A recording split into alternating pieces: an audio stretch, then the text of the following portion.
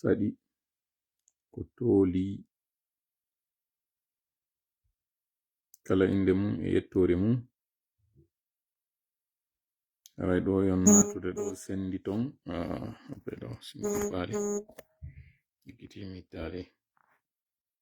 wala téléphone on kadi mode avion. Okay.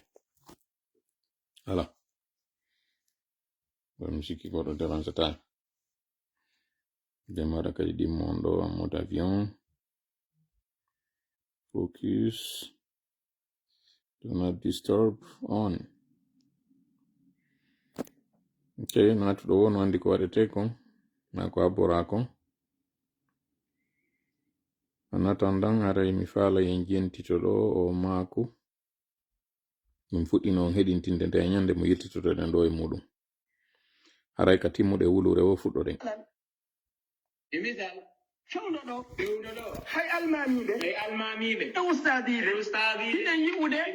ɓe kellana ko fewni ko droit maɓɓe parce que ko ɗum ɓe jingani kono wi'ugol wonde oɗo constitution no yaadi e diina hiɗen foti jangutudemo himmi jangganimo fof ko toɓɓe ɗiɗi himmirange makko toɓɓere aranere nde hiɓe waɗi nder ton wonde gila ka o vota obligatoire mawɗo paykum naadamo e école française si o jangini ɓiɗɗo makko alqur'ana tun ɓe ñawaymo ton ngala obligatoire yani ko ma on tigi naada paykum makko e jande nidamiya ɗum woni école si o naadaka ton honɗum o ñawete joni no ene leydi ndi hande si en daari jogiiɓe galleji konakiri ɗo ɓen fof ɓurɓe ɗuudude ɓen est ce que ko diplomate hokkiɓe ɗin galleji maɓɓe ɗo honno hokkiɓe ɗi ko barki o alqur'ana jangugol alqur'ana heɗite moƴƴa o live ɗo parce que on andi min ni o min mi jangali hari o ñawge maɓɓe ɓe waɗi ɗo ko inneten kon fittordi ndi woɓɓe non andi ko non de yeyirde non woɓɓe woni e jangirde woɓɓe woni e andinde jakayino ton ka ɓuri hulɓinade ko tawata kon jakari enen en andali ko ɓay non woɓɓe ɓantani en foronji tigaɗin ɓe wawi non yiyanden ko wonno ley ton ko ɓeɗo ceernoɓe men ko suusuɓe reedu suusuɓe gonga dartaniɓe gonga mi andaɓe few mi anda ko lagini ɓe woni ko Sénégal ɓe woni ko Gambie ɓe woni ko honto ɓe woni ko leyɗe porto ɓe woni mi anda kono jentite ɗo maako maɓɓe on kaɓe woni e yewtude en fii koko ɓe windi e nder ndi fittordi maɓɓe ɗo nder roñoge maɓɓe ɗo ka jama on hani famugol mi yeɗintina on ɗo non hande ko Alaji Ibrahima jaabi yewtere men nde waɗɗen gon yewtere men nden yewtoyiɓe ɓe jaabike non seulement ɓe jaabike en mais ɓe jaabike kadi ɓeɗo ɓe jaabike jama lagine on ko raɓɓiɗi kon par ce que mi sikkako min tum ɓe jaabi ɗon heɗito ɗon ɗo nanon ko ɓe maki kon kañum Alaji Ibrahima Oustaz Ibrahim Dalaba mi sikki ko kala woni ka maɓɓe ka ko honto ko golodi mi anda ko Dalaba ɗo woni ka maɓɓe wodi ka ɓe maki ɗo ara jentite non moƴƴa poɗon noppi ɗo non yo yewtere nden ɗo juutude taw mi faala on landade dañande komi innuno yon fontu juuɗe ɗen jogo ɗon tambo ɗon e ñeddugal ngal tawata ndiyan hino e maggal ɓurnoɗo neɓude on annama e conscience mi landori on fi Allah jabore kadi fi Allah ko expérimentation wonɗen e waɗude ko jelo e moɗon waɗi konko landinoɗen kon go'o wowlon hakkunde mon e Allah min mi waɗuno hakkunde e Allah min mi wawano wadde windon ɗimmun ɗum ko minitaji jelu wawno ɗon tambade hakkunde mon e Allah ko ha minitaji jelu wawno ɗon tambade tawno ɗon o ronki e ko honɗum tammun ɗum woni ko taski ɗon e konko waɗuɗon ɗon e konko tola yewti on kon ko honɗum woni ko suutuno ɗon faamu on ɗum ɗo non no landi wonɗo o waɗuɗo e mo waɗali ko honɗum faamuɗen e konko waɗuɗen ɗon ene mi waɗi tum fi tampingol on mi waɗi tum fi jasingol on waɗa on jalnori e maana mi ridiculise on tun ko ɓeynata kon e français mi waɗi on tun jalnoyi mi jalkiti on tun konko mi waɗi ɗon mi feetini on tun ko feetere waɗɗen ɗon ko ɗe lande ɗo tati mi landi on ara nun ɗum ko jelo e mo waɗi ko jelo woni waɗali wolon anname conscience e nder nunɗal mo kala hakkunde mon e Allah waɗuɓe ɓen ko ha honde tuma ɓe waɗi e ne ɓe juutinno ɓe fuɗɗino seeɗa tun ɓe tawi ɓe ronki tammun ɗum ko honɗum woni ko taski ɗon faamu ɗon e konko waɗɗon ɗon kon wodi kam yewti goɗɗum ka lannitode kono onon e galli mon ɓernde tun ko honɗum wonno ko faamuɗo ɗon e konko waɗirɗen ɗum ɗon iɗon tanƴini mi jalni on tun mi waɗi on jalniri tun mi jalkiti on tun mi kujini on tun ka wodi ko suutuɗon nder ton faamu ɗon haray ko ɗum ɗo woni ko mi landi mi lando on noon landal gongal tawata jillida e fus si tawi hiɗon jogi ñeddugal wiyen weer waɗɗon kafe nder ton goɗɗo si buɓɓike on ɗen kafe ɗon ɗe hibbi hiɗon wuggade mo wuggade fotton tum buɓɓodiron ɗen kafe ma ɗamɓiraɗan ma kala ko woni nder ton si tawi hibbi kon ɗum waɗi hibbani mi fillito landal ngal hiɗon jogi miran e nder on miran ƴetten ko pullo andira kon hiɗo waɗi kosan nder ton hiɗon seppude goɗɗo gono seppude fotton tum buɓɓodiron on miran mon ko woni e nder makko kon hibba wiyen ɗo kosan ɗan si ɗan hibbi haray ko honɗum woni ko hibbini ɗan ko ɗum waɗi si hibbi ko ɗum woni ko mi landi on mi jaaboyto on ɗum ɗo si Allah jaɓi si Allah anditini lan ka lannode men live on haray jentitoɗen ɗo wiwɗen ko a mil wonɗen fottade fewndo ɗo ko 600 e quelque jangugol alquran jangugol geɗal jomum alquran no wodi yimɓe sago maɓɓe ɓiɗɗo maɓɓe o ko alquran on fof jangata jangata jande wonde ko wona alquran tawa haysi o janga e jande wonde o jangore kono ko alquran on o jangata joni si wiyama ko bee tunnaɗa ɓiɗɗo ma école français sina ɗum a ñawete haɗay ko constitution l'islam noon layko wiyaɗo on ɓayɓe waɗi tun goto ɓe no wawi rewirde Allah no faalirano ɗum ɗo kadi ko si yaadoyi e maslaha sabu aroye ɗo joni julde si a yaada e juulugo ko liggo wi yo juulugo ɓeyaɓe nangete ɓe wi noon goto ɓe rewir Allah no faali ɗimmum ɗum wonde ko enen ɗo mi woni haalande ha anden haqqille ko jogotoɗe wonde debbo e gorko yo futu tek ngala tan nane dey jentite honum Allah hadani الرجال قوامون على النساء worɓe ɓe hiɓe jonna priorité e dow sonnaɓe si ari noon wonde gorko e debbo fof yo futu koko fewndi Europe to ko rewɓe ɓen no laami worɓe ɓe ko ɗum artoy tagade joni ɗiɗo ɗiɗi tu kamɓe wonanɓe en to ɓe tawata hino kippitinaka ɗiɗo ɗiɗi ɓe fonno débattude e majji ɗum ɗo ko almani ɓe fonno débattude e majji ha ɓe heɓana en solution e majji ɗo yo ɗum wotede langa janngo mawɗo ñaawoye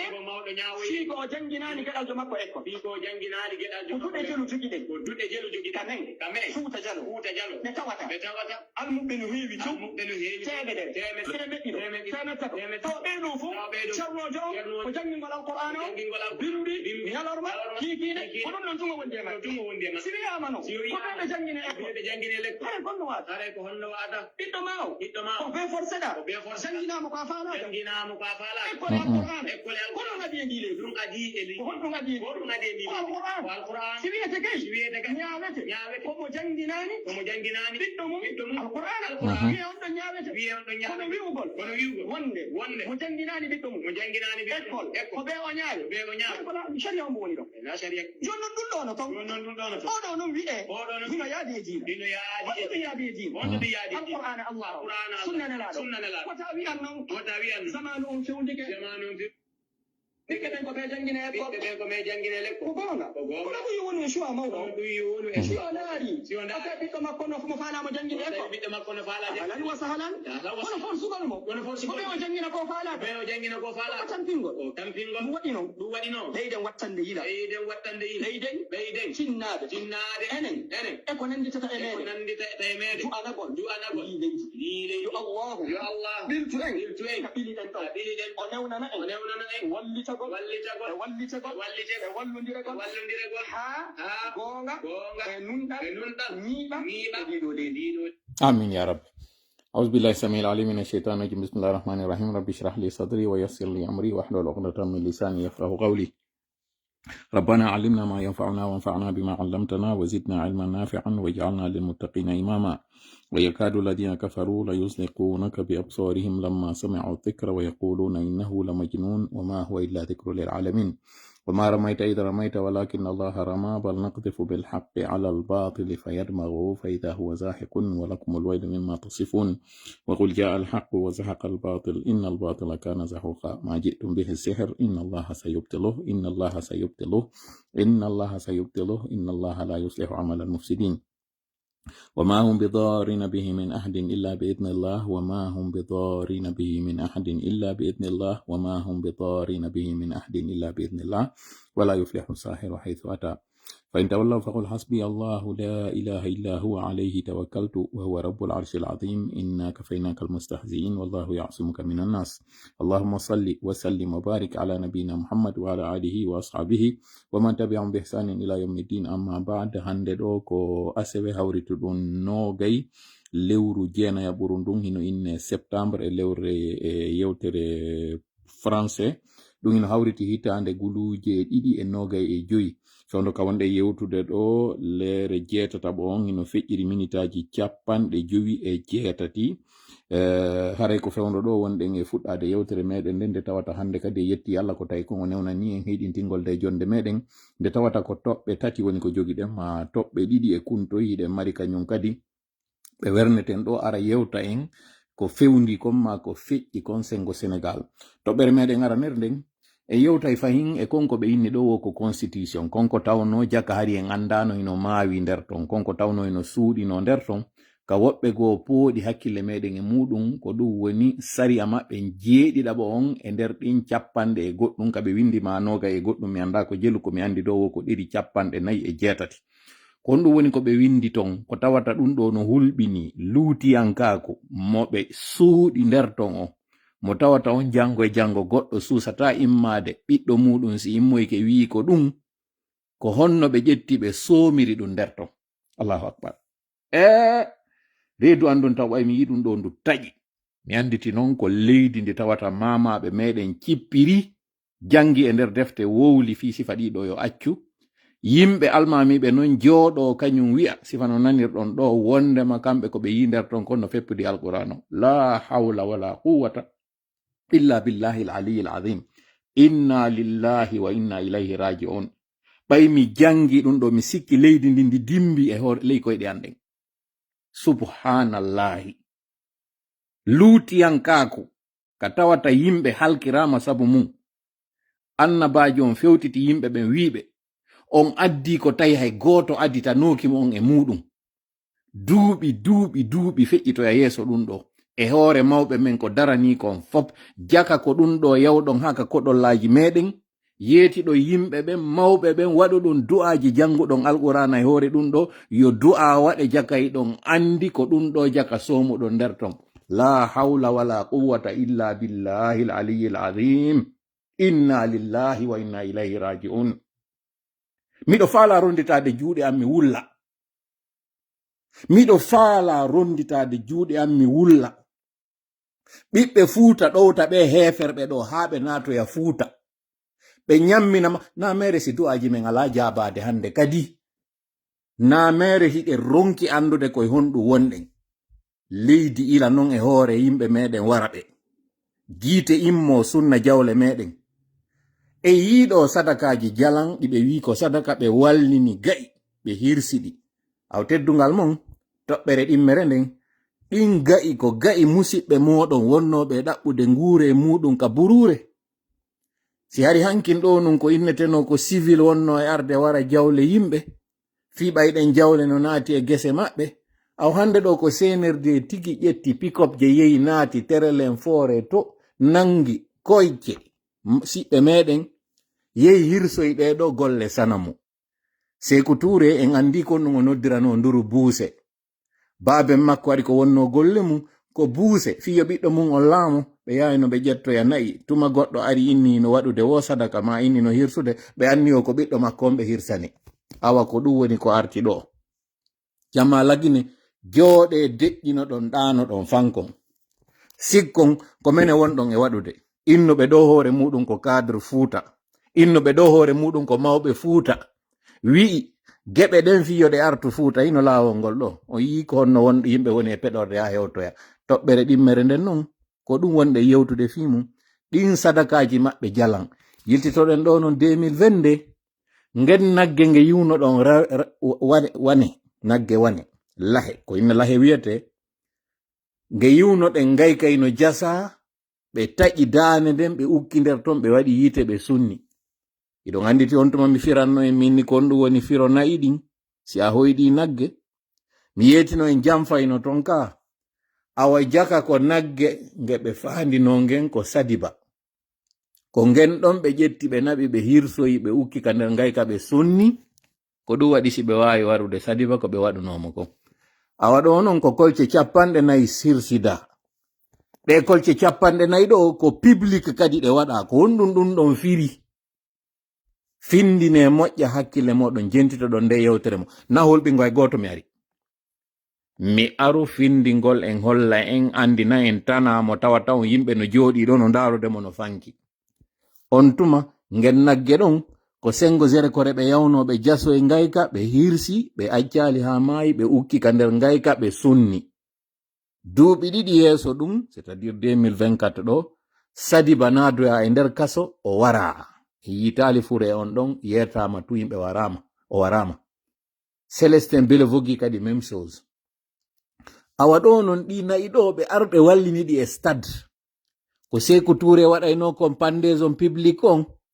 adda yimɓe ɓe wara ɓe yeeso jama on fof ko ɗum woni ko ɓe faandi e ɗi nayi ɗo ɓe yahanoy noon nayi fulɓe kadi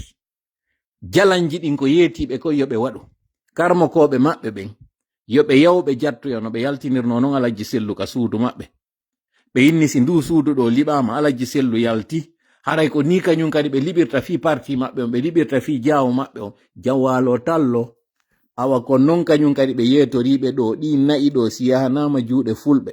ɗi jattama ɗi addama e kene ɗi hirsama ɗi senditama e nder foore on fuu e nder cayeɗe ɓe faalaɗen fuu yawde huɓindo ko ni kadi ɓe nangiroyta kalaldeji meɗen ɗin ga'i meɗen ɗin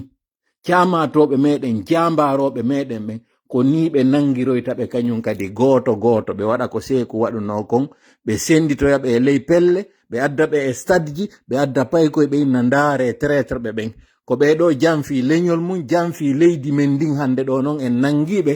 hiɓe waɗede noon ko sari an wi e maɓɓe exécution publique ko ɗum woni ko CNRD waɗoy ɗo sigiri ko yiwɗon ɗo ɓe waɗi ɗe kolce 4 kala dartiɗo ɓe ko koko ɓe waɗi ɗo kon ɗum ɓe watta ɗum yewteten ka toɓɓere men ɗimmere toɓɓere men tammere nden e yewtay noon fi ko ɓe inni ɗo 45 000 hommes ɓe wi hiɓe déploye sur toute l'étendue ɓay en landike EI ko ɗum EI wi en ko tawata kon hande ɗo ko ndaaro ngon non ko ceede ɗen non ko ramli ɗin non si a toɓɓi ma ko ɓen ɗon ko teg ko Abbacar Camara men o mi andinay noon lagine hino marno EI muɗum on depuis plus de 30 ans enen lagine ɗe marno ɗum menen kam e wonno ka collège harisɗa marno question ko ɓe innayno ya yew posana question o omo ɓe innata kon Abbacar Camara la science kono émission makko on de inneteno kala anduɗo e windan en ka commenteji mo marno émission mo tawayno ko ya windan mo lettre landoɗa mo kala ko faalaɗa o addante no réponse on o yeyatoma on émission makko mo wiyayno musique si o fuɗɗo o yewta ko yewtata kon ha o waɗa kañum kadi musique ko ɗum ɗon hari wonno kanko areji makko ɗin mo anduno piiji ɗin fof kanko kala ko landinoɗa mo yettoma ɓay noon en landike ɗo internet on ko ɓe wi effectif guinéen ɓen force de défense et sécurité on ko jelu effectif armé on ko jelu ɗum ɗon fof en adday ɗo jonne jama on en yetti noon Allah fota en jarnimo tawi ko kanko woni ko newnani en heɗintingol nde jonde ɗo en torike mo yoɗan en jonde nden jonde barkinande yo hawrindina e sawaba ko komi yewtata ɗo mi fura ɗum mi fuufa ɗum ɗo no ɓuri e fewirde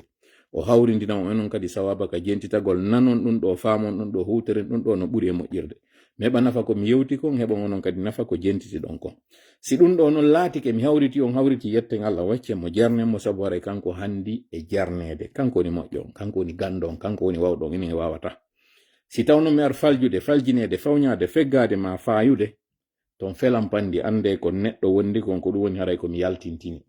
ɓay noon haray mi timma onon kadi on timma kono si en hawtindiri mo kala ko mari kon nafa en donc haray mi torike on ye wallidir lelli ton ko lelli kon famon ko faminaki ko moƴƴa wurton kala kon ko tawata no aali si tawina ɗiɗo fof anden seytane ko gando ko o mawɗo kono ko bonɗo bof ɓay noon goɗɗo o woni mawɗo imo andi no ardirana en ka bimbiji o woni kadi gando mo andi no ardirana en ka bindi ko raɓɓiɗi kon mo andi e moƴƴa mo andi kon ɗum woni lo'ere meɗen nden ko Allah tu wawata en dandude bone makko toriki Allah yo ɓurtu lo'inde seytane okkora en hakkil e doole e faamo e pinal no wawi en huɓirade hoore meɗen haray yanali e koko tawata haray mo jasani en gayde amin ya rabbal alamina haray hiɗen fuɗɗade yewtere nden nde tawata hiɗen mari ɗo ewi fatulle ɗiɗi nde tawata en faala hewrodirde e fi muɗum hiɗen mari kañum kadi haray waɗugol du'a ɗo fiɓe ɗo ɗiɗo non waɗa kañum kadi du'a weltano jama on fi konko wiwnoɗen ɗon musidɗo meɗen yumma mum hino fukki sengo France ɓe tawata hari hiɓe fuwoyi moƴƴa non en tori kadi waɗangol ɓe du'a fiyoɓe hisu ɓe daɗa hara en fuɗɗora ɗon taw en andinayi ɓe gaynali hisude few kono alhamdulillahi rabbil alamina fuɗɗike hayfude ɗen andi goɗɗo sinnama mo yani ko ɓuri kon e nder ɗen balɗe arane ɗon ko ɗen ɗo woni balɗe haray ɗe on tigi ɓura hulanede nen si ɗen ɗon ko ɓuri kon ɗe feƴƴi haray hino hasi ka on tigi hisa ɓe gaynali daɗude few kono alhamdulillah rabbil alamin hayɗen tañƴini kisiye ka yalta e muɗum ɓeyden du'aji ɗin ɓeygure nden haray ɓe weltanike en fota konko waɗɗen ɗon sabu ɓe yino battinde fellite kañum kadi du'a e battinay ɓay ko Allah woni ko yamiri en ko kanko kadi woni ko fodi en ko dewal woni du'a haray en ɓeydu toranagol ɓeɗo fiyo ɓurtu hayfangol ɓe si yiwi ɗon kañum kadi haray en yanñayi waɗen e kala ɓen tawɓe ino mari nawnaje man ma no mari nawniraɓe en torike Allah yo Allah dikkinan en kala nawniraɓe meɗen ɓen ewi fatule ɗiɗi ɗe jogiɗen ɗen ko adi kon kadi taw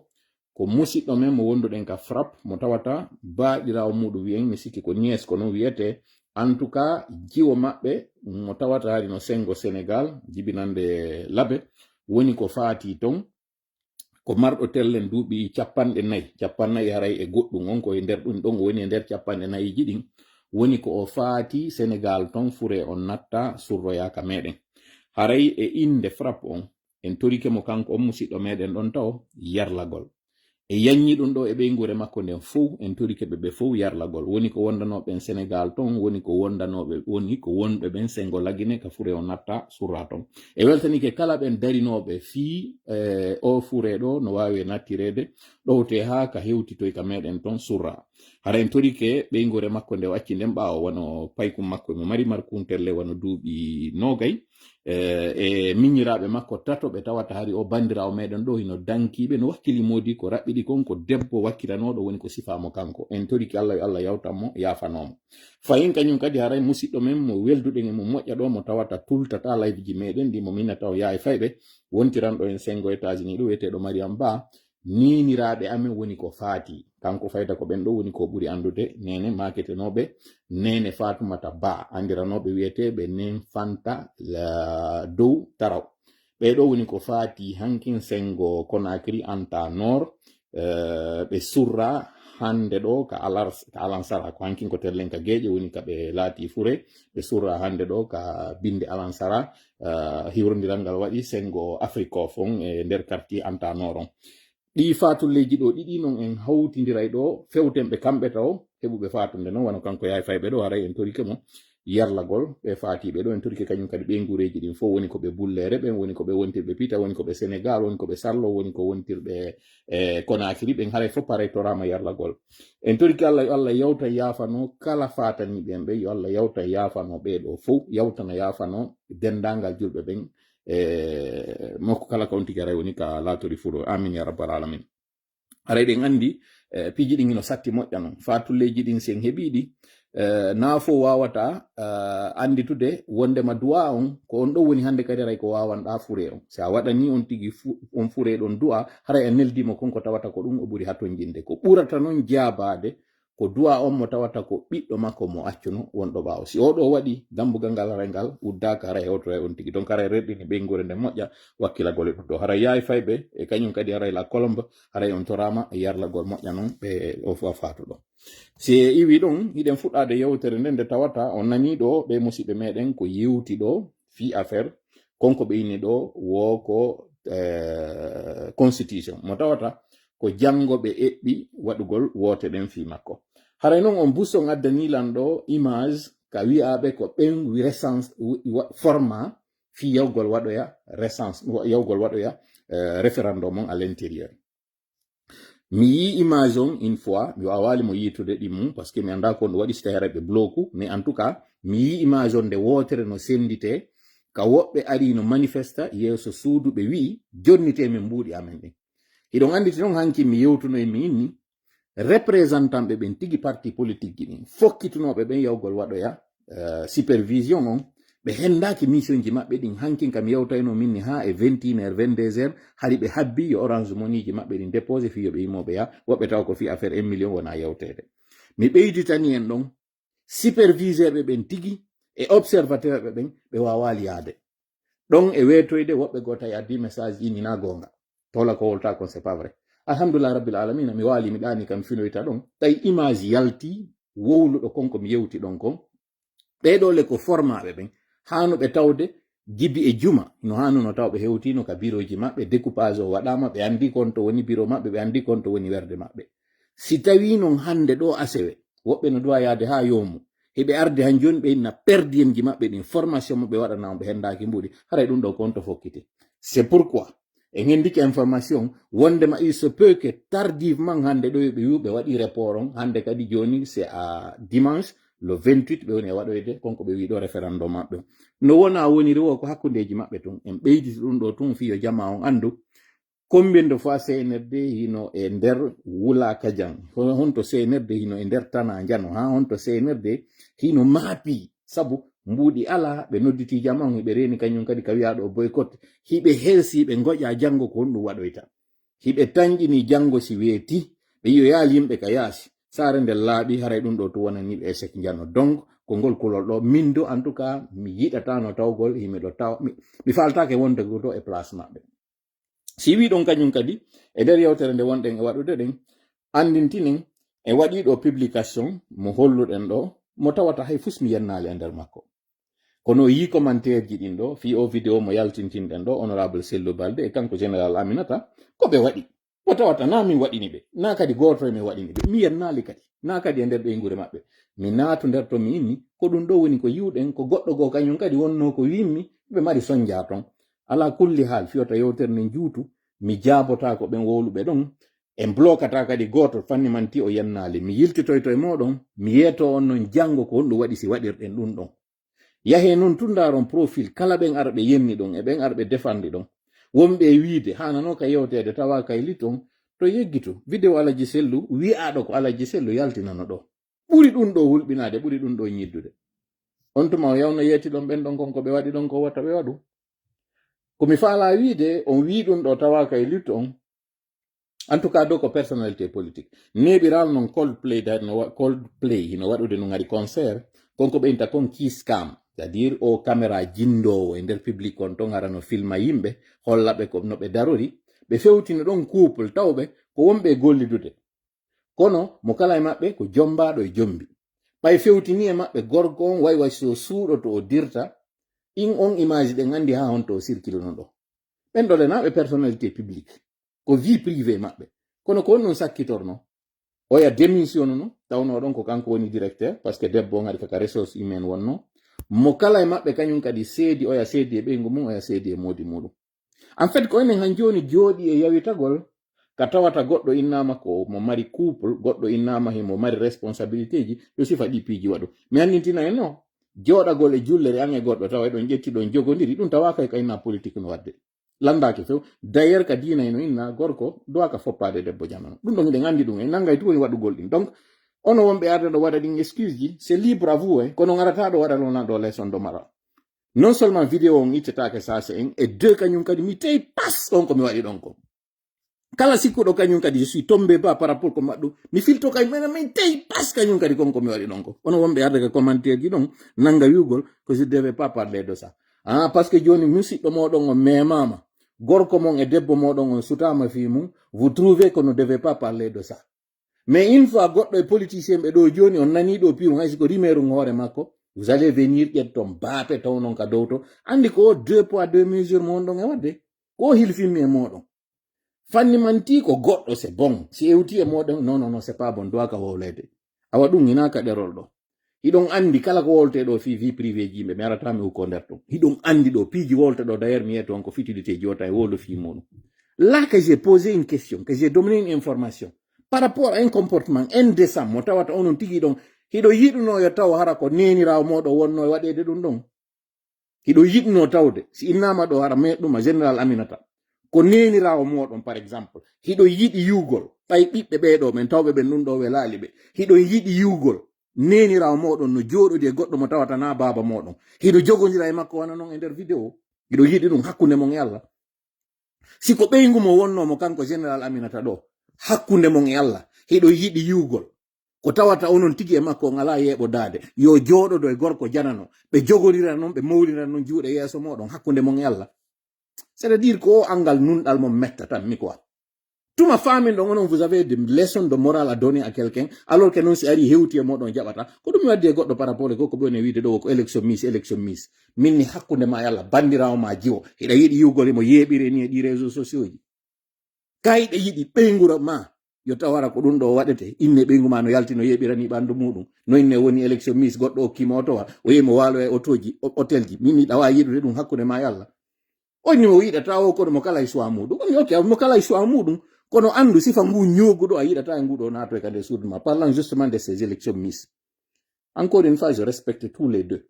mi wowli kañum kadi min ce sont deux personnes mo kala e maɓɓe marié j'ai mis de l'humour dedans onon ɗon ara ɗo noon nanga yugol il fallait pas parler de ça il fallait pas parler de ça qu'est ce que j'ai dit ko ɗum mi wowi mi naati e nder vive maɓɓe kamin ni ɓe nangida koko yaltiti kon il faut commenter les faits tels qu'ils sont et j'ai donné une information mo tawata ça n'a pas été mis sur la place publique sonja mo tawata ɓeygu makko on en voyant ça yimɓe ɗon andi ko jelu naɓani ɗum ɓeygu oya ka ɗum andi ɓiɓɓe makko ko jelu naɓani mo ɗum aw acce fi Allah ɗin leçon de morale ji naɓani elan ɗi to voilà jon noon arte noon e live meɗen ça c'était juste une parenthèse mi udituno mi ferme mon kañum kadi oustaz Ibrahim par rapport e koko yiwoɗon ɗo article 7 mi fala on jentita ɗo yewtere nde ɓe waɗi nden nde tawata hiɓe jaabitade konko tawata ɗon e woli fi muɗum ɓe nani ko yewta kon yimɓe interpelliɓe nannen noon excuse mo ɓe waɗi on ɗo par rapport e konko tawata kon ɓe humpitike noon ko woni nder ton ko na ko moƴƴinane joni o sariya ɗo e nayle mo kala jokka e diina mum kan hara hula ɗuɗɗintake mum goto sakkotako mo fi yo rew Allah awa ko woni ton kon kañum kadi e nele namuji goo ɗi tawata ɗe yiɗini ala nder ton haray minen mi wiyay ko ɗum ɗo mawɗamen ɓen woni ko wayni noon ɗo men yaltata ɓenen men jaɓe men anana gollitaɓe men jaɓi men toroɓe awa on kadi jaɓe si tawi noon ɓe tini awa goɗɗum go nder ton ko ɓe huuli ɓe wawi men makande awa si ɓe tini ton goɗɗum ko ɓe huuli ɓe wawi men makande fi on ɗon onon oustaz Ibrahim on tinali kon ɗon konko wonɗo yewtude ɗo ko teddungal noon mi yewtirta on kadi no mi yewtirno nde ñande goy kañum kadi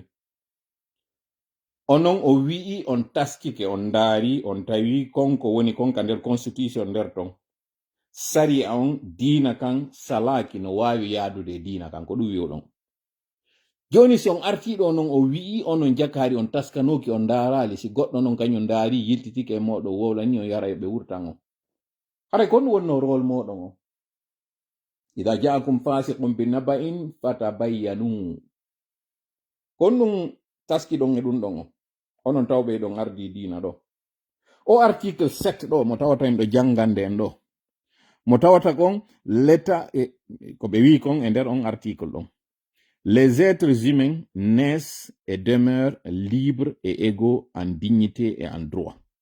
Wo yimɓe ɓen banu adama ɓen ɓe fop ɓe heɓete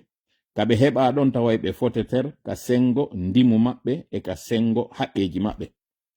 Toutes les formes de discrimination basées sur l'ethnie, la religion, la région, la couleur et la couleur de peau, le sexe,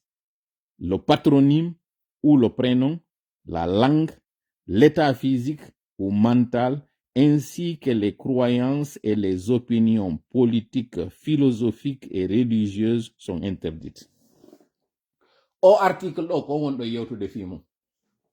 Ka wiwɗon non on daari on tawi kono jama yo jentito taw ɗo ko wonɗon e wiwde kon fiyo tawone mi toña on nane ɗo ko ɓe woni wonde kon ɓe précise kamɓe ko ɓe yi ton ko waɗi si ɓe wi ka diina hino feppodiri e koko wona waɗede ɗo jentito ɗe.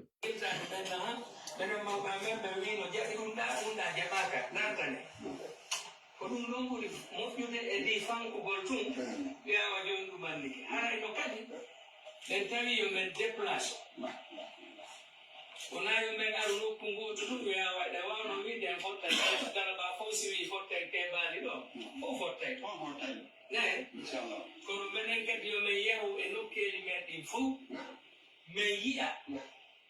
ton men yida e yimɓe amen ɓen kadi ton men jentoɓe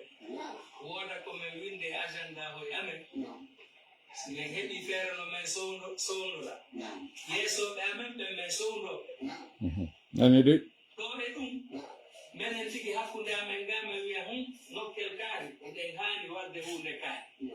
immoɗen daroɗen toroɗen du'a no ɗum wonira ɓay nokku ɓe nokku ɓiɓɓe nokkel kaari nden anndi rol ressource isa iɓe golluɓe golleji buy ɗi tawata timmintinay ko laamu ngun fuɗɗino ma men mintina goɗɗum go laamu ngun ara dewta hoore ɗum o yiɗo ɓe lottu e konko tawata konko sujet on non ɓe yalti e makko ɓe yehi joni hollugol e wondema kamɓe ɓe ari ndarugol ko ɓe yi kon ellaji no woodi e cae ɗen e fulasoji ɗin e koɗoli ɗin ɓe yiltito woɓe yaɓe sowndoyo hooreɓe maɓɓe ɓen ɓe yetoɓe ko hato jinako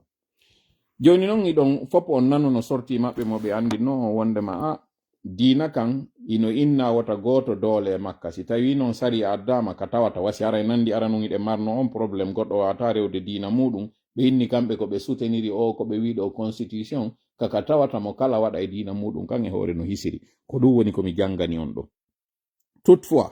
fi kala wiyama yimɓe ɓen ɓe heɓete hara ɓe fottater ɓe inni toutes les formes kala mbande discrimination ko tawata goɗɗo o inninte goɗɗo o haasete ka tawata ko ha sorte ko tippude e leñol makko ngol ko tippude e hoɗo makko ngol e nokkure makko nden iwdi makko ndin diina makko kan ɓandu makko ndu none ɓandu makko ndun no wonir non ko danejo ko ɓalejo ko métisirjo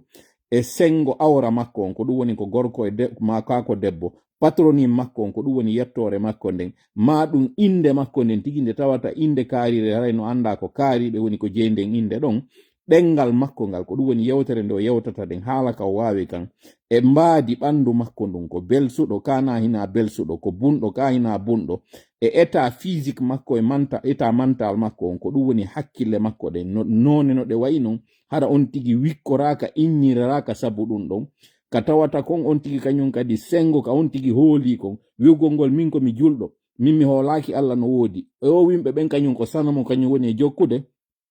ɗiɗo fou inningol goɗɗo sabu ɗiɗo on ɓe inni hino tonga ko ɗum woni article 7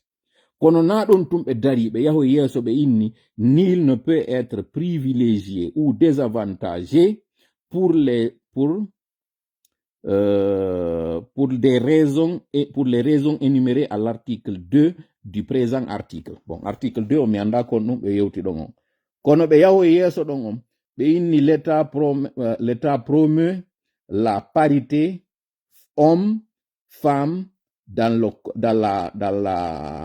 la consultation puis on yaltiti yeso ɗo on dans les conditions déterminées par la loi ko ɗum woni ko ɓe yewti ɗo e nani ɓe karmokoɓe meɗen ɗa ko holli wondema si tawi gorko e debbo on hino fotatel ɓe fonni ɗiɗo kono ko on ɗum woni ko ɓe suuɗi ɓe faani nder ɗo ko wi'ugol ngol wondema si tawi goɗɗo a innirimo sabu konko o suɓi kon ɗon kaɓe wi'ugol ngol ɗo sengo ka mbaadi wi'ugol ngol ko gorko e debbo ko si goɗɗo ɓiɗɗo ma nyande goo fino yiɗo inni a baba min no mi immori ɗo ni mi yi hoore an ɓandu andun ko ɓandu debbo mi jogi e piide misal enɗi an hino wodi jooɗiɗi seeɗa hito an gon hino ɗaati yaadu an hino ɗaati min himiɗo tañƴini tun komi debbo woni ka nder ɓandu ɗo ɓandu andu woni tun ɓandu gorko kono komi debbo woni e nder ndu ko wonki debbo mi jogi o yaɗon ha o inna yayiraɓe makko kaariɓe maynoɓe hari ko bobo ko ɓe woni ko artiti e makko sifa woɓɓe goo ko wowlata kon a on debbo tawɗo on ko mbaadi gorko o jogi himo mari cembe mo mari doole hito makko no urki sukundu makko jota himo yiɗi kuppugol sukundu makko o waɗa hoore makko garsone mo yiɗi waɗugol casquette mo yiɗi waɗugol pantalon ko kanko e worɓe tu weldi oɗo kañum kadi nyande goo fina yeeto mawɓe muɗum ɓen hey ko ɓandu debbo mi jogi kono ko wonki gorko mi mari haray min ko mi ɓuri yiɗude hoore an koye taw on noddaylan gipi hande ɗo min kadi hande kadi gorko oɗo no wiwɗo hoore mum ko gorko o innay kanko kadi o faalaka sina rewɓe ɓen ko ɓe rewɓe ɗo hande kadi o faala par ce que sinnama gorko ko gorko e debbo yadata sinnama debbo ko debbo e gorko kadi yadata ɓeɗo ɗiɗo si yahi ha suɓoyke on debbo ɗon suɓoyke debbo goo mo jatodira e mum ma mo yaada e mum gorko on kañum kadi wiwɗo on hoore mum kañum ko debbo woni e nder ndu ɓandu ɗo o ndaari gorko ha o yiɗi o inni min mi faala ye jatodir subhanallahi si ɓeɗo ɗiɗo ɓe naɓoyama e sariya ɓe invoki o article ɗo ɓe innama wondema hinayoɓe wikke hinayoɓe inñine nayoɓe doole sabu konko ɓe suɓi ɗon o article ɗo haray hino protége ɓe o article ɗo haray no heewi ɓe sariya on wawataɓe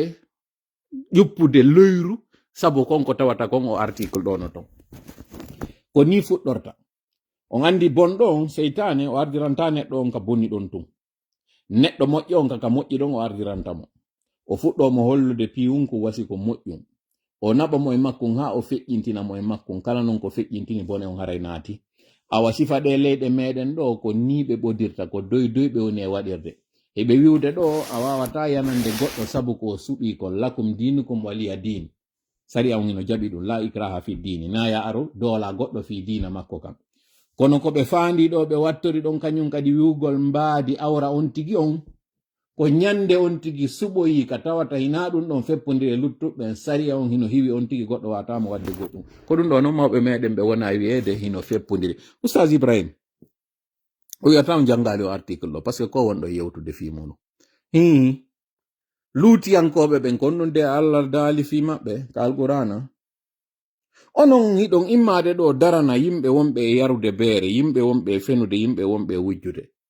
ko ɗon suusata yaade sowno ɗon ɓe wiwɗon hooreɓe moɗon fi ɗum ɗo ñande noon lette ɗen ari ɗe ara ɗe juura e jama on foppu sabu onon hiɗon hulani hoore moɗon sabu onon hiɗon heɓude nafaji moɗon ɗin fankon ɗon e muɗum ko sifa ɓeɗo noon wona wiyede wo yo ɗofte mi toriki Allah tawɗo on kankoye mo andi konko suuɗi e ɓerɗe ɗen mo andi mo kala e mon ko woni e wadde kon yo wirtu mo kala e moɗon ko woni e waɗude kon mi toriki Allah ya sami'u ya mujibu ya alimu ya qaharu ya aliyu ya malikal mulki Allah wirtu kala ɓe wonɓe e waɗude bonki hino jamfade men hino jamfade dina maɗa kan Allah ɓay an hiɗa andi nunɗuɗo hiɗa andi wonɗo e wadde kañum kadi ƴoccori wonɗo e wadde bonnere mi torike ma Allah wirtu kala ɓe wonɓe e waɗude ɗo ƴoccori no wallidirde e senerde e jamfagol dina maɗa kan jamfo yimɓe maɗa ɓe ya Allah ya malikal mulki ya aliyu ya fa'alu lima yurid ya man yahkumu bayna ibadihi wa yafsilu baynahum yawma alqiyamati fima kanu fihi yakhtalifuna mitolike ma Allah laɓɓin hakkundeji amen ka aduna ɗo wirta ɓe tawɓe ɓen hande hino wawde wasi ɓe jamfotoma ɓaya jamfetake ɓe wonɓe jamfade men mi torike ma Allah ñaaw hakkunde amen ka aduna ɗo hara accali ha hewtoye ton wirtu kala on wonɗo e waɗude ɗo jamfa e hoore amen hande ɗo wirtu mo Allah weeɓitamo e kene an tawɗon hiɗa surra on toriɗoma ya surrumo kono hiɗa wirta on tawɗon o suɓike wirta kan mi torike ma Allah wirtirɓe fof goto e goto yaltina konti woni e wadde ko mi torike ma Allah wota accu goto e ɓeɗo no tawiri noon accano yeddunoɓen fewndo annabi Nuhu mi torike ma Allah min tororima no yamirɗa men noon min habborima no fodirɗa men noon Allah wirtuɓe ɗo goto e goto debbo e mawɗo debbo e korko maɓɓe payku e mawɗo maɓɓe wirtuɓe ɗo fof e kene wiƴƴitaɓe ɓe fof min yiyaɓe ɗo sanzu mbaadi maɓɓe ndi min yi'a mbaadi maɓɓe ndin tigi tigi ndin mbaadi ndi ɓe suuɗani men an yiɗa andi kon ɗum ɓe mari ka haala welka ka ɓe woni e wowlude ɗo ɓe faamina ɓe anda e ko ɓe woni ma ɓe faaminay ɓe ko laaɓi mi torike ma Allah laɓɓin hakkundeji amen no laɓɓinirɗa hakkunde jemma e ñalorma mi torike ma Allah sendu laawi amen no sendirɗa hakkunde yaadugol ka yiite e yaadugol ka aljanna waɗan men ɗum Allah min torike ma ka mbawdi maɗa ka tawi ndi mbawdi ma ndi ala kattude wallu men ɗo wallu men fewndo ɗo sabu men hewti ka tawata si a wallali men ɓeɗo fooli men si ɓeɗo fooli men dina ma kan foolama mi torike ma Allah lo'imɓe e wirtaɓe yaltina konɓe ko yoni wadde kon fof jama o yi'a e yii jamfa kaɓe mawani men kan Allah yaltintinɓe e kene no woniri noon ko an wawi yaltintinde kala konko tawaɗa ɓerɗe ɗen no suuɗi weeɓiti ɗum e kene yalta petten no nange nge yaltitirta noon men fof mi yiyange Allah ya rabbal alamina ya foɗollan o kuudegol mo mi woni e waɗude ɗo sabu si yehi ha tawi habboranoɓe ɓen yo feewu yoɓe nunɗu yoɓe wowlu gonga on ɓe fanki e hoore ɗum ɗo hiɗo reeni sadakaji sanamu no ɓe woni e waɗirde noon aren noon e toɓɓere ɗimmere nden ndende tawata on fop hiɗo reeni ɗo ko waɗano haynde wotere ko en andano sadaka ɗen andi inne yimɓe no waɗude sadaka fiwditugol juulirde ngaari wotiri ga'i ɗiɗi ga'i tati adde joƴƴine ɗi walline ɗi hirse sewte qibla on hirsire no haniri noon ɗum ɗo jogite hara piti piti naaki ha gayna ɓuttude tewu sende no haniri noon jonneteɓe defe ko defete kono yo ga'i wallinire ni e stade daande nde wippite tun taƴe accite ɗon ɗum cowtoro dampita no dampitiri wo iɗen andi ɗum ɗo feppa few e diina kanka wi kam ono wiwɓe ɓen hiɗon ardi diina ono wiwɓe ɓen hiɗon andi diina wonɓe fulasuji wonɓe e saare yi on ɗum ɗo andi tolle ɓe waɗuɓe ɗum ɗo na parti politique waɗi ɗum ɗo ɓe waɗuɓe ɗum ɗo na julaɓe waɗi ɗum ɗo ɓe waɗuɓe ɗum ɗo na paykoye waɗi ɗum ɗo ko wiwɓe no ardi leydi ndi tawata onon kadi Allah no halfini on diina makko kan e ndi mayri jooɗoɗon fankon ɗum ɗo yi on hiɗo reeni onon tigi ɗon andi mandeji yimɓe sanamuɓe ko fewndo Numrudu e fewndo Fir'auna ɗi piiji andano keɓe araynoɓe itta sadaka kulle ɓe ara ɓe itta sadaka yimɓe jama on fop yi'a ɗi sadakaji ɗo no waɗe hirseteɗo hirse yeeso maɓɓe kullum hirsete kun hirse yeeso maɓɓe ko juɗete juɗe yeeso maɓɓe ɗon fop yi'a hande ɗo iɗo reeni ɗiɗo fof no waɗede kono ko homboye moɗon wuddite karaho muɗum yewti ɗiɗo inni yo ɗe accu wi ɗiɗo koko aali wi ɗum ɗo feppa hay nokko komboye moɗon wowli ɗum ɗo ko ɗo taw onon tigi wirti ɗon taw jama on yi'i andi ko wiwɗon hiɗon jooɗi ɗon jokki kon ko honɗum haɗata on fewtugol ɓe yeetoɓe koko wonɗon e wadde ɗo haramun koko wonɗon e wadde ɗo bid'ay mo muɗum koko wonɗon e wadde ɗo sirkuyno e nder muɗum ndu sanamuru ndu renoɗon ɗo hande ɗo ndu waɗama symbole hiɗon ɓornade dolokaji muɗum ɗon ɓornade kufunaji muɗum hiɗon arde jooɗo ka musique ji woni e wadde jooɗo e kaɓe woni e wadde ko ɗum dina ka wi on mum hakkunde mon e Allah hal hunaka ta'ata li makhluqin fi ma'siyati al-khaliq wallahi alaykum aiba alaykum ko wallahi si on tuubali rutti ɗon onon ɓe wonɓe wadde ko wonɗon e wadde ɗo nangal Allah ngal sattay ko mapinimi noon e ɗum ɗo wo ko ɓaysi lette ɗen ari ɗe hawrata e moɗon onon tun ɗe hawray e ɓen tawɓe ɓen ko bonnuɓe e moɗon hawra kañum kadi e ɓen fankuɓe e moɗon hawra e ɓen ɓe tawata kañum kadi no hulno kono no jooɗi no fanki ɗon ɓeyɗo fof heɓay o talla lakke ɗo fine yo jama lagine immo ɗon haray koɗo meɗen on himo arde ɗo hiɗe wattude mo nder ɗo fewndo ka tawata ɗo timmi 49 minutes haray ramadan si tawi ɗo darde live on ɗo addu invitation on mi darano mi ƴettirama ɗo toɓɓe ɗe wiwɗen ɗen fo ɗo on haray kadi ɗen humpiti wo avion je tippike ka frontiére hakkude meɗen woɓɓe ni Libéria woɓɓe ni Côte d'Ivoire mi ɓaali précision ko ka woɗɗa ɗo fello simandu ngon avion je wo tippike hankin joni noon artugol ɗo e o effectif moɓe inni ɗo wondema yiɓe mari 45 000 hommes haray ɓay e landike EI ɗo EI ko inni armée guinéen on ka sengo soriɓe ko 12 000 hommes maruɗen effectif on non fof hara ko innete police gendarmerie ɗuma honno police gendarme kañum e militaire e ɓeɓe ɓe innata garde forestier kala ko innete garde fof ko 45 000 wikipédia wi en hino woodi ko on nombre mo ɓe inni ɗon ɓe déployé ɗen hélicoptère je mi yewtidi e goɗɗo inni mi wo si tawi hara ko gonga eɗen marnoɗen fi on ɗum défilé feƴƴunoɗon ɗon en avion je ɓe yaltinanode pourquoi mi ala natude e détail ji e ko honɗum hen ɗum woni somi ton ande tunnon ɗo ɓeɓe ɓe yaltini ɗo woɓɓe maɓɓe yaltuɓe ɓen ɗon yaltirta ni tun artitoya ni tun haray ramadan no mi wiri noon si tawi yiɗa ka nder live nder ɗo addu invitation maɗa on mi wawama ƴettude mi rena ɗo invitation hay goto tawɗo ni fiyo mi wawa ƴettude ma yettoɗa min kon ɗum haray feƴƴi sengo sénégal on sénégal ka tawata on fof o yiɗo ka carte électeur je yimɓe ɓen jogitaɓe saliɗe jonnude haray noon mi faala yon jentito ɗo fi affaire manipulation on janggo résultat ji ɗi ɓe faala ɗin jentitoton ɗo France 24 ina waɗi yewtere nde yewtere nde tawata ko 26 secondes kono mi faala yon jentito ɗon manipulation mo malice jakite on waɗi ɗum haray jentite ɗo yewtere makko nden nde tawata no mi wiri o noon ko 26 secondes on on 26 secondes ɗon imo yoni ɗo moƴƴa noon fi o wawnande ɗo ko ɓe woni e préparude jama on ɓe famina wondema opposant ɓe ala.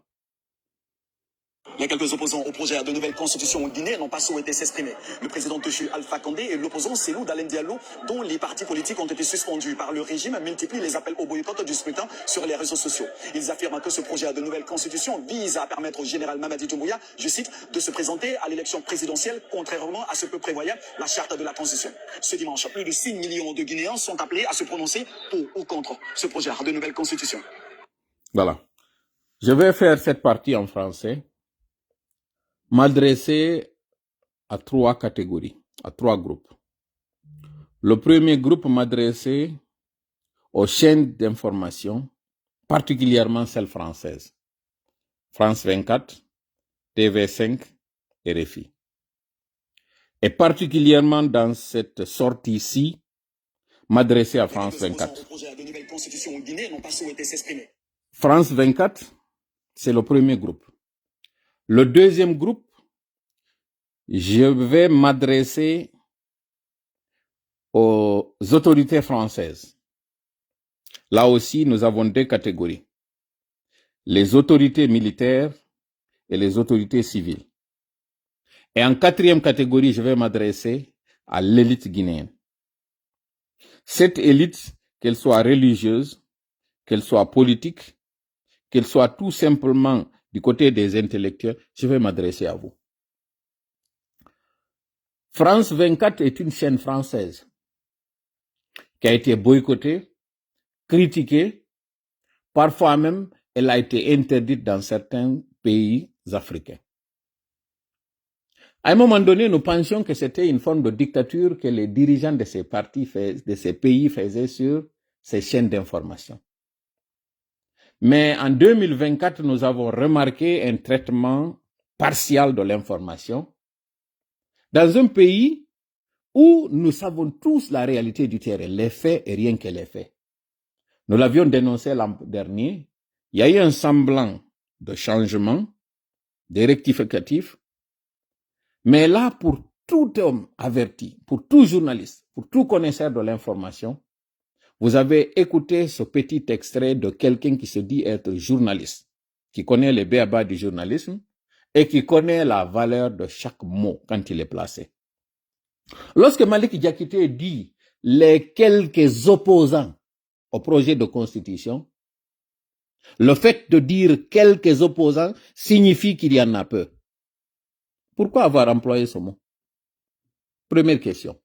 Ça, c'est à l'intention de France 24, hein? Parce que le dernier appel qu'on fait là, à l'intention des Guinéens, aux élites, ça ne sera pas bon pour les chaînes d'information là. Ça ne sera pas bon pour aussi le deuxième groupe auquel nous allons nous adresser, c'est-à-dire les autorités françaises. Ça commence par ces genres de sorties. Ça se termine par ce que vous avez vécu au Sahel. Nous avertissons avant que ça ne soit trop tard, afin que des mesures correctives soient prises. Vous semblez ne pas vous lâcher de ce journaliste. Vous semblez d'ailleurs même être complice de ses sorties. Sinon, l'autre fois, nous vous avions montré que sa prise de parole et les personnes ciblées dans le traitement d'une information concernant le boycott de cette journée de boycott appelée par l'opposition, où il a ciblé certaines personnes que vous avez vues à la longue étant des supporters de la gente, nous vous avions alerté. Nous avions dit que si vous qui êtes là-bas en France, vous ne connaissez pas ce que votre correspondant est en train de faire, alors il est temps de vous occuper de lui et de le regarder de plus près. À un moment donné, nous avions vu qu'il traitait moins les informations et que c'était son confrère qui traitait à certains cas ou d'autres personnes. Pour nous, c'était une prise de conscience de votre part et une prise en main. Sauf que nous constatons que lorsqu'il s'agit de faire la manipulation, c'est toujours ce journaliste-là que vous utilisez pour manipuler l'opinion. Alors, lorsqu'il dit les quelques opposants, il n'y a pas que quelques opposants. Plutôt, ce qu'il fallait dire, les quelques soutiens qui sont en train d'inviter et d'encourager à ce que les gens votent oui, la bonne information aurait été celle-là. Ça, c'est. Lorsqu'il dit que ces quelques opposants n'ont pas souhaité s'exprimer, voilà une manipulation, voilà un mensonge d'État. Parce qu'en disant qu'ils n'ont pas souhaité s'exprimer, c'est comme s'ils ont voulu aller vers eux et que ces derniers ont refusé de parler. À supposer que ce soit le cas. Pourquoi vous ne mentionnez pas que lorsqu'on autorise aux défenseurs du oui de parler, mais qu'on interdise aux défenseurs du non de parler, pourquoi ce journaliste n'a pas mentionné cela? À supposer que ça soit vrai, que les quelques opposants n'ont pas souhaité s'exprimer, pourquoi vous n'avez pas ajouté que c'est par peur pour leur sécurité qu'ils n'ont pas souhaité s'exprimer? Les faits, rien que les faits. L'objectivité aurait voulu que votre journaliste complète l'information en indiquant qu'un journaliste de surcroît, homme politique en même temps, s'est exprimé dans une conférence de presse en disant qu'aucunement il ne va accompagner cette constitution. Ça lui a valu une convocation à la police judiciaire. Pourquoi vous ne mentionnez pas cela? Pourquoi vous ne mentionnez pas que s'il y a quelques-uns alors qui sont opposés, que ces quelques-uns, c'est par le fait qu'ils sont en train de subir une pression, ils sont en train d'être traqués et certains d'entre eux sont menacés même de disparition? Pourquoi votre correspondant basé en Guinée ne mentionne pas cela? En fait, vous êtes en train de faire un jeu qui est celui du colon. Voilà pourquoi justement, vous allez voir ce que nous allons faire sur la France. Vous avez pensé que cette bataille-là, nous allons la mener tout simplement sur les réseaux sociaux. Vous n'avez toujours pas appris la leçon. Les débâcles que la France est en train de subir en Afrique, cette montée de la Russie n'est que le fait de la politique médiocre de Macron. Vous pensez que nous allons nous taire comme ça? Vous pensez que nous allons permettre à ce que vous installez une nouvelle colonisation en Guinée? Hell no! Ça ne se fera pas. Le 28 septembre 1958, la Guinée a été pionnière. Elle a été le premier pays à dire basta à la France pour qu'elle sorte de l'Afrique. 67 ans après, vous pensez passer par votre gendarme française et par votre poltron de Mamadi Doumbouya pour ramener la colonisation en Guinée?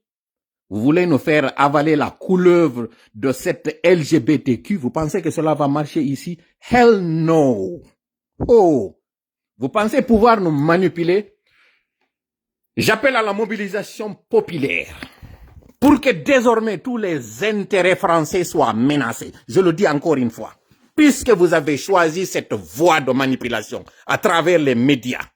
à travers ce que vous êtes en train de faire. Désormais, ça va être coup pour œil, dent pour dent. Vous pensez nous manipuler de cette façon-là, vous utilisez encore un autre compatriote pour venir mélanger notre façon de faire. Vous n'êtes pas en train de faire un traitement objectif de l'information. Vous êtes en train de faire un semblant que vous êtes en train... Regardez, un sondage dit qu'aujourd'hui, les Guinéens sont d'ailleurs occupent la première place en matière de demande d'asile en France. Vous êtes en train d'engorger le système français, le système social français. Vous êtes en train de faire en sorte que des jeunes sont en train de se jeter dans la Méditerranée. Ils sont en train de mourir dans le désert. La montée de l'extrémisme de la droite, c'est du fait de votre politique médiocre, hypocrite. Vous prenez des armées qui sont en train d'aller former des gens en Afrique pour que ces gens soient des dictateurs et vous êtes en train de parler de droits de l'homme, vous êtes en train de parler d'égalité et de valeur. Mon œil. Vous pensez que nous ne connaissons pas, nous vivons dans ces pays occidentaux, nous connaissons c'est quoi les valeurs occidentales, les vraies, pas celles que vous êtes en train de faire du 2 poids 2 mesures. Regardez cette hypocrisie de Macron qui est en train de faire semblant qu'il est en train de soutenir un État, la Palestine. Pendant ce temps, vous êtes en train de détruire des États qui sont déjà en marche. Vous êtes hypocrite, voilà pourquoi les Français vont vous chercher. Vous pensez que ça va fonctionner de cette façon-là, ce 2 poids 2 mesures? Vous n'êtes que des hypocrites. Vous n'êtes que des poltrons, vos médias de propagande à la con. Pourquoi ne pas dire la vraie information? Pendant ce temps, vous dites que des droits de l'homme sont bafoués en Birmanie. Lorsque ça vous arrange, vous parlez. Lorsque ça ne vous arrange pas, vous fermez les yeux. Ça ne marchera pas. Désormais, un torike jama en fop. Intérêt du français, din kala kadi woni hande kadi. En waɗay no ɓe woni waɗirde non sayet. Ko geguje ni tanke yite ukaka e ɗe jigaje ɗe waɗata ko hani kon. On fop mobilisé. En gaynida e maɓɓe woni si Allah jaɓi. Ɗo non yen gaynidu e maɓɓe. Et yido 6 ministres, premier ministre, en 20 mois. France ha hande heɓali hadi o sonja. Hiɗon force de o situation ɗo sikka ɗum wawa e marsude. Jama sonja fop immigré ko woni heɓude ɗo hande à l'étranger. C'est du fait de cette politique hypocrite mo ɓay woni e waɗude ɗo. À leur tête Emmanuel Macron. O sikka ɗum wawa e marsirde ni. Désormais en yahana e hoore nden tigi na koyɗe wo wonɗen tappude na juuɗe. Ko koye maɓɓe ɗen kamɓe tigi. En ala yahande ɗo koyngal gotal jungo ay woto ko hoore ne tigi hande kadi yahande. Emmanuel Macron, on t'a démasqué, on a compris ce que tu es en train de faire. Pourquoi vous pouvez vous en prendre au Mali, au Burkina, au Niger, vous en prendre à ces poussis là-bas et laisser Mamadi Doumbouya? Parce que ce sont vos intérêts qui comptent pour vous. C'est ce qui vous arrange. C'est pas ce ne sont pas les cris de cœur de Guinée. Au 21e siècle, on est en 2025. On fait disparaître nos pères de famille. Vous ne parlez pas de ça. Pire, vous êtes en train d'aller même dans certains pays voisins, faire en sorte qu'on menace les opposants qui sont là-bas terrés. Vous ne parlez pas de ça. Et vous nous faites croire que vous êtes des défenseurs de droits de l'homme. Voilà l'arnaque du siècle que vous êtes en train de faire. Ça ne marchera pas désormais. Donc, Ramadan, mi do jettude ma do, ya foda ko mi wari do o cri de cœur. Oni on gi cri de cœur ngi mi wari do bebe watake kanede gibi do joni hande kadi famingol do wonde makka reportage makko dum mi wado e reportage on foppi yomo no be traitiri mo non les quelques opposants ay nay nandi aray ko yimbe seeda be jango ko dum be utiliser ita do be inna ko seeda be no wonno opposant be 90% de l'électorat be lando inna e goddum boycotté be i dawadi mo do jodo yugol do les quelques opposants. Hare ko sai ma ko toli kaduma ka derol do ni sida wawde la nande do sida wawde la yide. Est-ce que jama no yide mata? Bonsoir, mi ala yitade do. Mi ala on yide on kati. OK. Jama on joni habbo do mi lando jama on est-ce que be yiwde habbo do quelques minutes mi dara commentaire ji din sidi jaway do mi itta commentaire Elage Bari on do mi dara kon du yaltata. Il s'en fout. Mouvement France dégage. Oui, exactement. Kodum. Leluma Tiangel Jules Suleiman habbo de jonno do 1 minute Ramadan ha mi dara Abdourahmane Bari no be ni be alama yide. OK, joni no do ko on wadde ko. On va couper. Reprenez live on parce que odo déjà o hebi 1 heure de temps peut-être no wawonde ara ko ɗum ɓe yimɓe ɓe inni wo on le voit pas ɓe inni ɓe renama il est invisible hay démocratique inni que tu es invisible joni habbo coupen on va revenir ka tawata ɗon hande kadi ara goɗɗum mi maska live on ton fiya wawa intervene ɓe yiyama tigi tigi il y a pas de souci